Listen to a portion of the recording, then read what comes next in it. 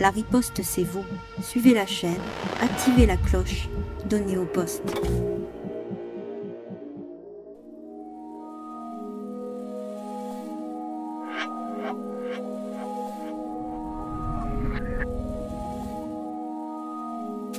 Soutenez-nous sur auposte.fr.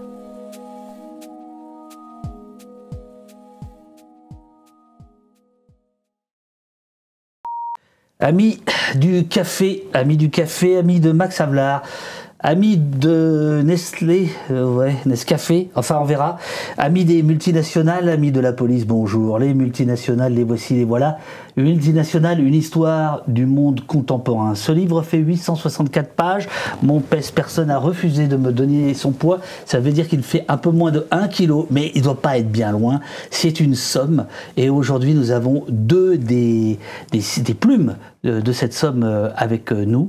Sophie Lemaître. Bonjour. Bonjour. Et Rosaine Le Saint, c'est ça? Oui, c'est ça, Rosaine Le Saint. Bonjour. Pour quelle multinationale travaillez-vous? Aucune. Moi, je ne travaille pas, pas du tout pour une multinationale. Je suis juriste de formation, docteur en droit. Ma spécialité, c'est la corruption. Je travaille sur la lutte contre la corruption, notamment en lien avec l'environnement, donc tout ce qui est corruption dans le pétrole, corruption dans le secteur des forêts. Je suis chercheur, donc actuellement je travaille à mon compte, je mène des recherches en particulier sur les poursuites bâillons et comment les entreprises et même les États tentent de réduire au silence les ONG, les journalistes. Et auparavant, j'ai travaillé pour l'ONU, pour l'Organisation des Nations Unies pour l'alimentation et l'agriculture dans le secteur forestier, pour l'association Sherpa, que vous connaissez peut-être. Et j'ai passé 4 ans en Norvège dans Monsieur un centre de recherche. William, c'est ça? Qui était à l'époque président de l'association. Ouais, bien connu de nos services. Super. Ah bah ça, c'est de la présentation. Voilà. Rosaine, quelle multinationale? Aucune. C'est pareil. Je suis journaliste indépendante. Je travaille essentiellement pour Mediapart, journal indépendant en ligne, Libération, la revue 21, un petit peu France Inter. J'ai coécrit un livre aussi. J'ai écrit même tout court. Celui-là, je l'ai coécrit, mais l'autre, je l'avais écrit tout court pour les éditions du Seuil, Chantage sur ordonnance, comment les labos vident les caisses de la Sécu. Et puis j'ai coécrit un documentaire Arte sur les pénuries de médicaments avec Xavier Deleu. Vous, Sophie, vous nous parlerez tout à l'heure en détail du programme Pétrole contre nourriture, qui fut un des plus grands scandales de corruption mis à jour. Oui. Ça se passait évidemment en Irak. Et vous, Rosaine, vous nous parlerez des Big Pharma et comment ces gens ont profité largement du Covid pour remplir les caisses et puis imposer des règles absolument invraisemblables. Donc c'est deux affaires plutôt récentes, on va dire, alors que le livre, lui, couvre à peu près 150 ans de multinationales. On est bien d'accord. Elles sont partout, dans nos assiettes, nos écrans, nos villes, nos comptes en banque. Elles façonnent notre quotidien, influencent nos lois, dictent des politiques économiques entières. Mais qui contrôle vraiment les multinationales? Comment ces entreprises ont-elles conquis une telle puissance au point de défier les États eux-mêmes? 1850-1900, ça c'est le premier chapitre, mondialisation du capital, expansion coloniale. Alors, c'est une période d'émergence et de consolidation des multinationales en Europe, aux États-Unis, sur fond d'industrialisation, de domination européenne, d'explosion du commerce et des investissements internationaux. Qu'est-ce que vous voulez ajouter sur cette période, rapidement? 1851, on a Singer. On pourrait dire que c'est la première multinationale. Alors Singer, c'est eux qui fabriquent les machines à coudre, mais il faut savoir qu'il y avait déjà des entreprises, par exemple Beretta, dont on a la mention déjà en 1546, si je ne me trompe pas. On avait déjà des prémices, en fait, il y a des entreprises qui sont très vieilles, mais Singer, 1851, c'est vraiment, on dit, la naissance d'une multinationale, puisque elle a des éléments de production un peu partout à travers le monde. Et puis, une autre chose, moi, qui m'a marqué à cette période, c'est, je crois que c'est en 1868, où on commence à parler des barons voleurs, donc ces industriels qui se sont enrichis de manière très rapidement par des moyens illégitimes, parfois en utilisant des méthodes brutales. Donc par exemple, il y a Rockefeller qui a créé la Standard Oil. Et en fait, si on fait un parallèle avec aujourd'hui, là par exemple aux États-Unis, on est en train de parler de la broligarchie avec des géants, des GAFAM qui se sont enrichis très rapidement, peut-être pas de manière, on ne sait pas en tout cas, enfin voilà, pas forcément comme à l'époque de manière illégitime, mais on a des méthodes brusques et brutales qui sont utilisées comme c'était le cas en 1868. Alors ça justement c'est ce qu'on comprend dans le deuxième gros chapitre, 1901-1945, la société industrielle et ses crises. En fait on se rend compte que les crises économiques et les guerres, les deux guerres mondiales, sont des propulseurs de multinationales en fait. Ouais, exactement. Peut-être qu'on en parlera tout à l'heure avec Nestlé, mais oui. C'est là que les entreprises agroalimentaires se rendent compte de ce qui fonctionne dans les tranchées. Donc le lait concentré sucré, par exemple, ça fonctionne bien et ça permet de créer des nouveaux marchés, des nouveaux produits avec des durées de conservation intéressantes, etc. Et du coup, on se rend compte effectivement que pendant les guerres, certaines multinationales deviennent encore plus puissantes. Tire des leçons des guerres précédentes, notamment la Première Guerre mondiale, les confiscations de biens, etc. Alors comment faire pour éviter, si jamais il y avait un nouveau conflit mondial, on va aller au Panama, en Suisse, pour être sûr de récupérer nos biens, quel que soit le gagnant de la guerre suivante. Donc c'est vraiment... peu importe les combats idéologiques, l'intérêt c'est de s'en sortir, quoi. Absolument, absolument. Et en lisant ces moments-là, je me disais, mais tiens... cette guerre mondiale qu'on nous annonce, qu'on nous prépare, etc. Je me demandais, tiens, qui parmi les milliardaires d'aujourd'hui vont tirer profit de cette guerre? Parce que là, c'est quand même très clair, à chaque guerre, c'est profiteur. Alors vous, Rosen, vous m'avez fait une liste magnifique, en disant, moi j'ai bien aimé ce chapitre-là, celui-là, celui-là, et donc, vous êtes une buveuse de Coca-Cola. Même pas. J'aime pas les boissons pétillantes... J'aime pas les sodas. Mais ce qui m'a intéressée avec Coca-Cola, c'est que comme je travaille sur l'obésité beaucoup pour Mediapart notamment, ça m'a intéressée de voir quelles étaient leurs stratégies marketing mises en place. Et c'est vrai que maintenant, on a tout un univers marketing Coca-Cola, on y est hyper habitué. Le Père Noël Coca-Cola, en fait, j'avais jamais réfléchi que ça avait été créé pour qu'on boit du soda l'hiver. C'est pas instinctif à la base de boire une boisson fraîche comme ça l'hiver, et c'est eux qui ont façonné ça. Et ce que j'ai trouvé hyper intéressant aussi dans la façon dont est racontée l'histoire dans le chapitre, c'est de montrer que à chaque fois Coca-Cola s'est adapté. En réalité, au tout départ, le soda est créé, on connaît l'histoire, par un pharmacien, mais à la base, c'est pour essayer de remplacer un vin qui est créé, qui s'appelle, c'est le vin Mariani, je ne connaissais pas, mais c'est un mélange de vin et de cocaïne quand même. Un mélange de vin de Bordeaux et de feuilles de coca, inventé par le chimiste corse Angelo Mariani, qui connaît à cette époque un succès considérable. Voilà, et comme on sent l'ère de la prohibition approcher, Coca-Cola se dit, bon, on va créer une alternative. Mais il y a quand même toujours un élément addictif dans sa boisson. Donc au départ, effectivement, il y a les feuilles de coca. Au bout d'un moment, ça commence à faire mauvais genre. Alors ça va être la caféine qui va être mise en place. Et puis ensuite, c'est le sucre qui est incriminé pour son effet addictif. Du coup, on va mettre des édulcorants. Et puis après, finalement, on s'aperçoit que même dans les édulcorants, il y a des risques cancérigènes. Alors on va créer des gammes un petit peu plus saines.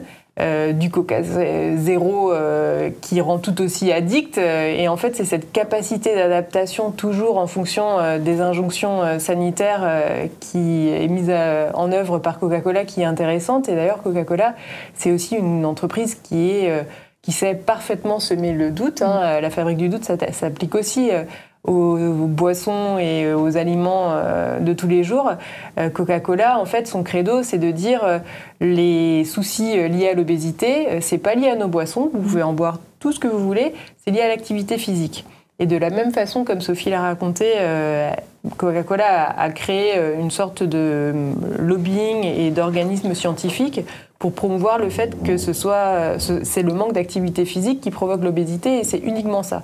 C'est comme ça que Coca-Cola a décidé d'être sponsor des Jeux Olympiques, qu'on a vu du Coca-Cola partout pendant tout l'été, qu'on a vu des athlètes avec des bouteilles de Coca-Cola, qu'on a vu que des boissons Coca-Cola qui étaient vendues dans les stades parce que Coca-Cola avait le monopole sur les boissons non alcoolisées. Et, le monopole de la boisson légitime. Voilà. Et du coup, voilà. En gros, puisque la science dit une chose, nous, on va dire autre chose, et puis ça va nous permettre de continuer à faire des bénéfices, quoi. Alors, 1918, Nestlé, titre de l'article signé Pierre-Yves Donzé, Nestlé s'adapte aux désordres mondiaux. Et il écrit, l'entreprise suisse Nestlé représente un cas d'école de la capacité d'adaptation de ces acteurs économiques émergents. Vous l'avez en tête, ce chapitre, ou pas? Ouais, c'est vrai que Nestlé, c'est quand même la première entreprise de l'agroalimentaire mondial. Et en fait, c'est un logo tellement établi qu'on ne le voit même plus. Moi, j'ai eu l'impression d'avoir découvert que le chocolat blanc Galac, c'était Nestlé, alors que j'en mange et je le vois plus, ce logo. Le Nescafé, c'est pourtant évident, Nestlé, café, mais j'avais pas compris que c'était Nestlé avant de lire le chapitre. En fait, c'est ça qui est intéressant, de se rendre compte qu'ils sont vraiment partout et que ils réussissent à adapter leurs produits. Il me semble que le Nescafé, c'est aussi... S'il vous plaît, arrêtez de parler du Nescafé. Ici, on boit du café et ça m'a dégoûté. Il y a pire. Mais pendant la guerre, c'était bien pratique, le Nescafé. Et c'est comme ça que le produit, visiblement, a commencé à bien fonctionner. C'est ce qui a visiblement rendu Nestlé aussi riche. Donc, pour moi, la désolation est totale. Et Galac, moi, ce qui m'a surpris, en fait, c'est la date. Ça date des années 30. Alors, je pensais que c'était chocolat blanc, je sais pas pourquoi, je pensais que c'était plus récent. Mais surtout, le côté adaptation, et là, qui nous intéresse, le côté cas d'école, c'est que quand ils sentent que le vent juridique, politique tourne, ils s'adaptent et changent de lieu. Voilà. Donc, on voit dans le chapitre, on nous parle de l'optimisation, notamment de l'optimisation fiscale, comment l'entreprise négocie l'usage des brevets et de la marque Nestlé avec ses filiales contre rémunération. Donc ça permet en fait de faire baisser les profits dans les différents pays et donc de ce fait de payer moins d'impôts. Et on voit aussi, il y a la technique, alors ça j'ai découvert ça, la technique du double siège. Du double siège, j'allais venir. Double siège social. Un siège social en Suisse et je crois que l'autre il était au Panama si je me souviens bien. Et qu'en fonction du vent, des crises, des changements de régulation, eh bien, il y avait des filiales qui étaient peut-être rattachées au siège social suisse, en fait, se retrouver rattachées au Panama et vice-versa pour éviter des nationalisations et compagnie. Et notamment en 1936, donc là, on voit tous ce qui est en train de se passer en 1936, où là, Nestlé se dit, oulala, si ça barde, il vaut mieux que j'ai pas mes œufs dans le même panier, donc ils vont ouvrir effectivement un siège en Amérique du Sud, un bureau à New York, ils vont conserver celui qui est en Suisse, etc. Et ça, en fait, c'est la matrice de ces multinationales d'aujourd'hui, qui sont tout à fait capables de sauter les frontières. Ouais, et puis de jouer sur les législations qui sont mises en œuvre par les États, justement, pour s'affranchir des frontières. Donc c'est comme ça que Nestlé va décider de s'appuyer sur les producteurs de lait locaux. C'est pas pour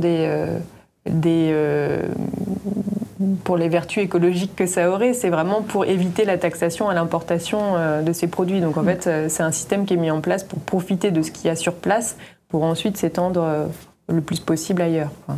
Alors on attaque vos chapitres respectifs. Allez. Pétrole contre nourriture, la corruption des multinationales au grand jour. Nous sommes c'est l'entrée 2003. 2003. Oui, mais pour ça il faut repartir un petit peu en arrière. Absolument, un petit peu dans le temps. Donc on est en 1990 et on a l'Irak qui envahit le Koweït. Et en réaction de cette invasion, l'ONU décide d'adopter un embargo très très strict à l'égard de l'Irak, ce qui va conduire en fait à de la famine au niveau de la population irakienne. Il n'y avait plus de denrées alimentaires qui pouvaient entrer.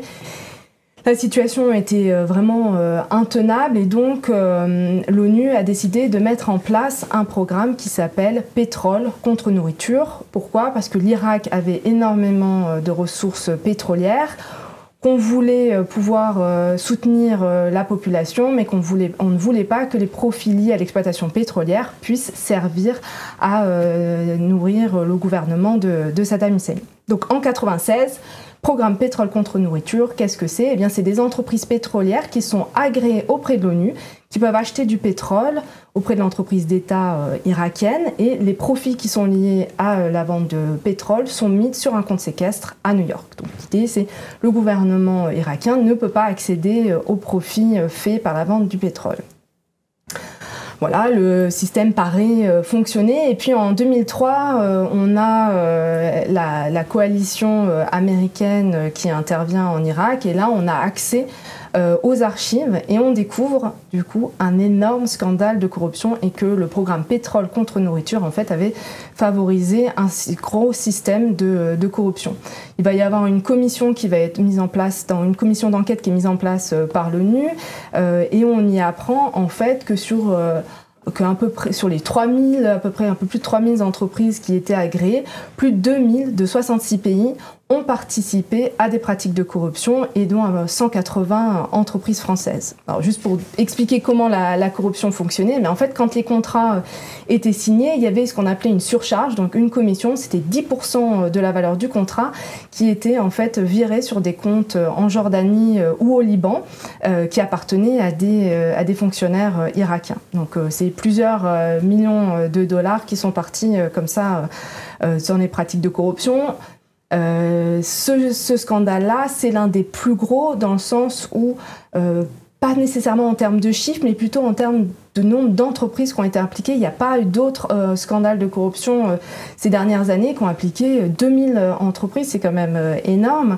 Et par la suite, donc, on a ces révélations, mais finalement, il y a eu très peu d'enquêtes. Alors en France, oui, on a mené des enquêtes.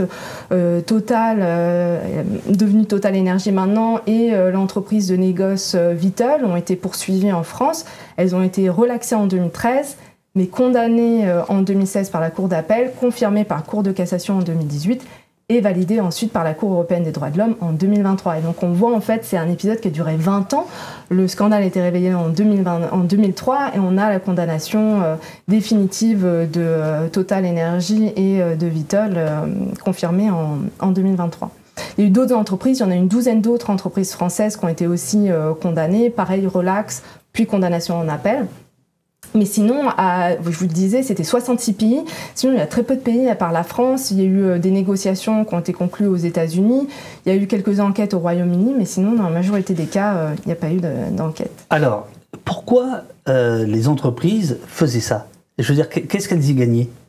Les contrats de pouvoir acheter ce pétrole-là et le vendre. En fait, le secteur pétrolier, les profits, ils sont énormes quand on signe des contrats, on se fait c'est des contrats qui vaut plusieurs milliards de dollars. Donc finalement, verser 10% de la valeur du contrat, ce n'est pas grand-chose par rapport à tous les profits qui peuvent être faits. Et c'était un marché, c'était un marché intéressant. Puis c'était comme ça que ça fonctionnait à l'époque. C'était normal de verser des pots de vin et en France par exemple jusque dans les années 90 les pots de vin versés à l'étranger pouvaient être déduits des impôts, donc c'est se remettre dans le contexte. Il y avait des pratiques qui étaient considérées comme voilà, c'est comme ça, on fait comme ça du business. Et après 2003 les pratiques ont commencé à changer, notamment parce qu'il y a eu la Convention des Nations Unies de lutte contre la corruption, Convention des Nations Unies contre la corruption qui a été signée, et on a commencé à avoir un petit peu des changements de pratiques. Racontez-nous votre chapitre, racontez-nous votre travail. Donc en gros, le but ça a été avec le recul, quelques mois, années après la crise du Covid-19, d'essayer de comprendre comment les entreprises pharmaceutiques ont manigancé pour réussir à être là aussi des profiteurs, non pas de la guerre, mais de la crise sanitaire, quoi, hein. Donc on est revenu au tout début de la crise du Covid-19. Donc le début du chapitre, c'est le G7 qui ne peut pas se tenir exceptionnellement à cause des mesures sanitaires. Et puis un an plus tard, on est au G7. Cette fois-ci, il a lieu en Grande-Bretagne. Et puis, pof, apparaît Albert Bourla, le PDG de Pfizer, en plein milieu de la photo de famille avec les chefs d'État. Et là, on se dit, en un an de temps, il y a un PDG d'une entreprise qui est devenu aussi puissant qu'un État, en fait. Il a fait sa place parmi les plus puissants de ce monde. Et alors, le but de ce chapitre, ça a été de montrer quelles stratégies ont été mises en place Donc en fait, très rapidement, les laboratoires pharmaceutiques se sont positionnés. Donc il y a 5 ans exactement, on est confinés chez nous. On nous dit juste que potentiellement le paracétamol peut être utile en cas de maux de tête, mais on n'a rien. Évidemment, dans les entreprises pharmaceutiques, on lance les processus. Il y a beaucoup de recherches qui avaient été réalisées généralement par des instituts publics.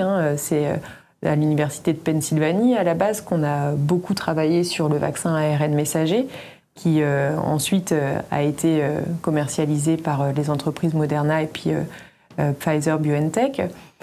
Ça permet de zoomer sur... Ce que vous expliquez, si j'ai bien compris, c'est que ces recherches publiques sont subventionnées, sont payées, et en fait, les labos ont exigé qu'il y ait des sommes colossales versées à ces laboratoires publics pour qu'ils puissent aboutir à un résultat. C'est pas tout à fait ça. En fait, plus globalement, pas que sur le Covid-19, les entreprises pharmaceutiques ont sous-traité l'effort de recherche au fur et à mesure.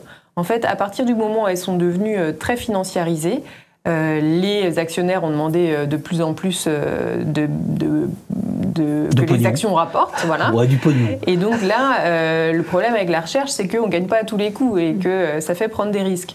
Donc ce qu'ont fait les entreprises pharmaceutiques, c'est sous-traiter. Donc déjà, au premier niveau, aux États, qui via l'INSERM en France par exemple, ou le NIH aux États-Unis, vont lancer des programmes de recherche sur la recherche fondamentale, celle qui rapporte vraiment pas à tous les coups, mais qui est nécessaire pour qu'ensuite ça aboutisse à un produit. Et puis ensuite, une fois que les instituts publics réussissent à faire des trouvailles, généralement ce sont des start-up dans le secteur pharmaceutique, des biotech on appelle ça, qui vont racheter les brevets au secteur public pour pouvoir les développer. Ces biotech, elles réussissent à prouver que ça a une efficacité et qu'on peut créer des médicaments, des produits de santé. C'est ce qui est arrivé avec BioNTech. Pfizer arrive en bout de course, une fois qu'il n'y a plus grand-chose à faire en termes de recherche, rachète l'innovation ou s'associe à BioNTech, en l'occurrence pour le vaccin contre le Covid-19, pour finalement limiter les risques et mettre en route sa grosse machine commerciale pour faire les derniers essais cliniques pour réussir à prouver l'efficacité et à faire ressortir les effets indésirables les plus importants, et puis surtout lancer la machine de la commercialisation. Effectivement, ouais. Donc c'est voilà. Pour ça qu'on dit souvent qu'on paye 2 fois nos produits de santé, parce qu'on paye d'abord en tant que contribuable la recherche publique, et puis une deuxième fois, une fois que les produits sont vendus hors de prix, quoi. Alors je vous laisse dérouler votre point de vue. Il y a donc plusieurs étapes pour arriver à ce triomphe des laboratoires. Donc, première étape, c'est la recherche, d'avoir sous-traité la recherche, et après, il y en a d'autres. Voilà. Alors là, c'est d'ailleurs ce qui a alimenté le complotisme, c'est comment on a fait pour créer des vaccins en si peu de temps.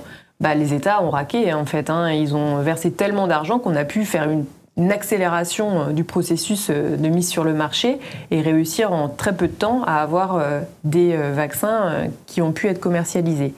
Généralement, ce qui a été négocié par les laboratoires pharmaceutiques lors des négociations, notamment au niveau européen, c'est de réussir à avoir des chèques en blanc, donc c'est-à-dire des aides au développement de ces vaccins pour pouvoir aller plus vite.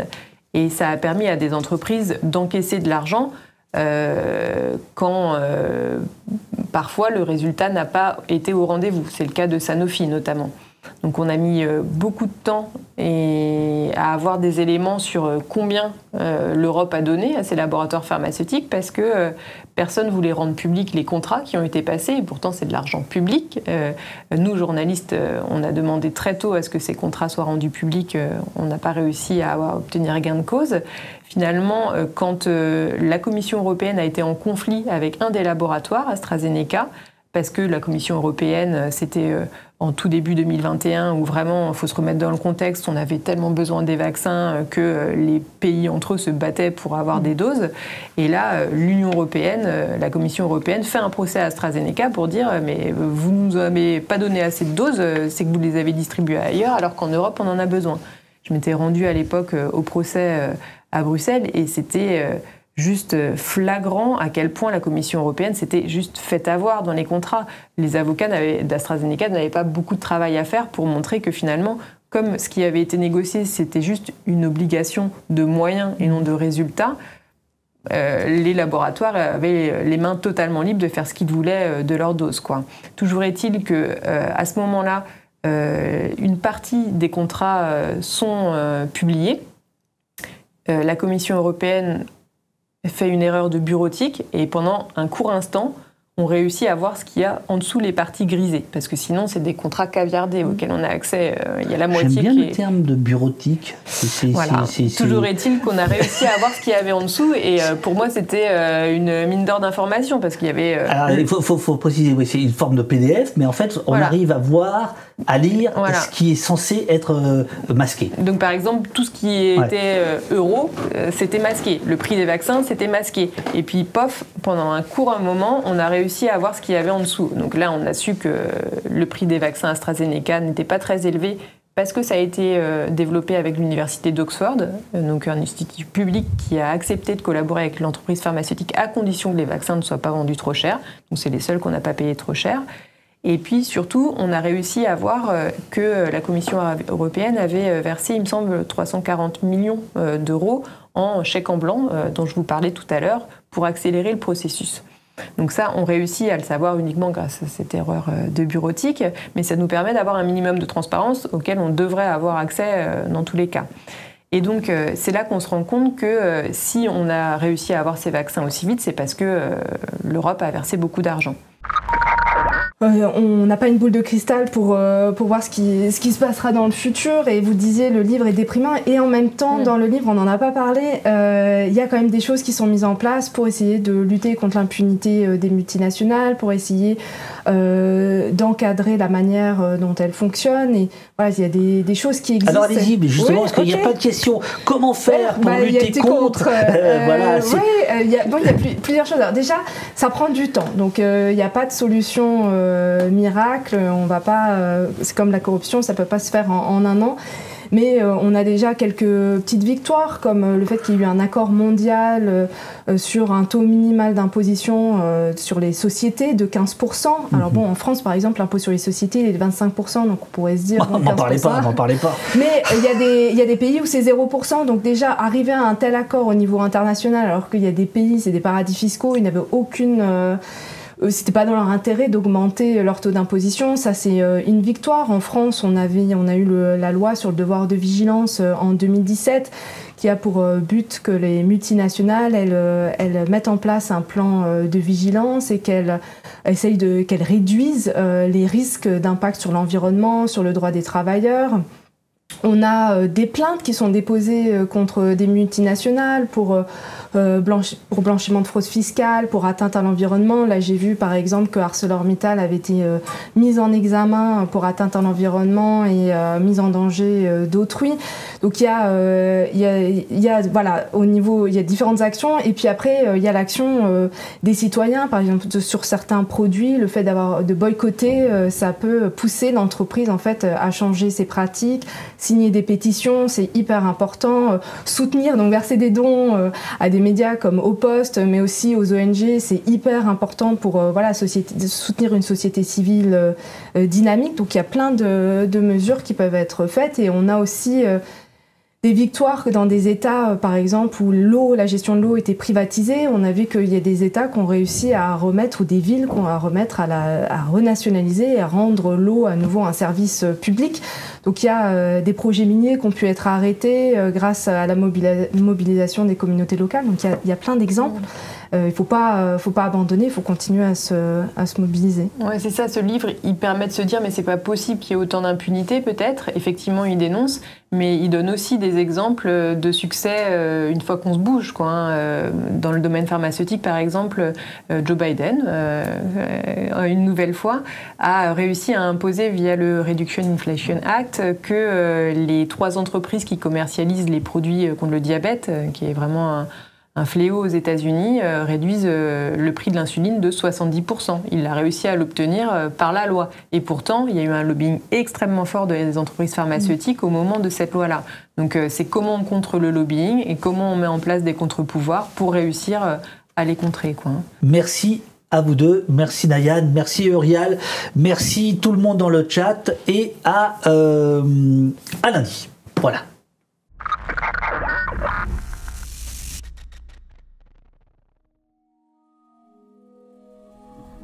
La riposte, c'est vous. Donnez au poste.